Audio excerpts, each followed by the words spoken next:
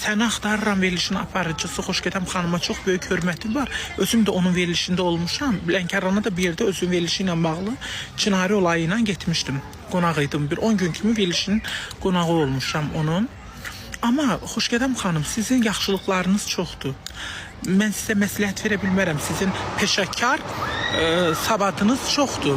Amma sizdən xahiş edirəm ki, verilişinizdəki ekspertlər gələn insanları aşağılamağa icazə verməyin.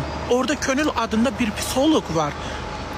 Onun özünə psixoloq lazımdır.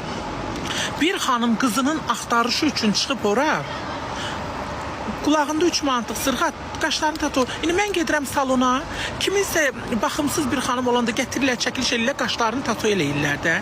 İnsandır, kömək eləyirlər. Könül orada nə ixtiyarla, ay Könül sən, qayıdıb bu xanıma deyirsən ki, deyir imkanım yox idi qıza baxmaq. Doğrudan da ev eşiyi göstərir, ağlayır. Deyir qulağında sırğa imkanı yoxdur, nə gəzir? Qaşın tatu. 30 manatdır da bir xanıma bunu çox mu görürsünüz?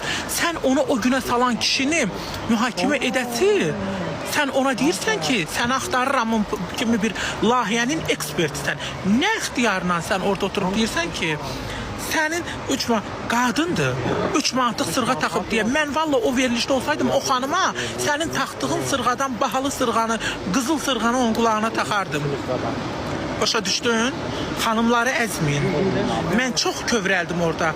Qızı, 16 yaşında qızı imkansızlıqdan bilmirəm, çıxıb gedibdir.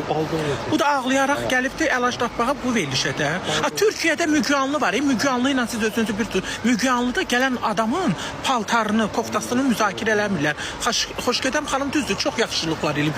Amma sən, Könül, oturmuşsan, Zarum verilişindən qovuldun, gəldin, indi çıxdın bura.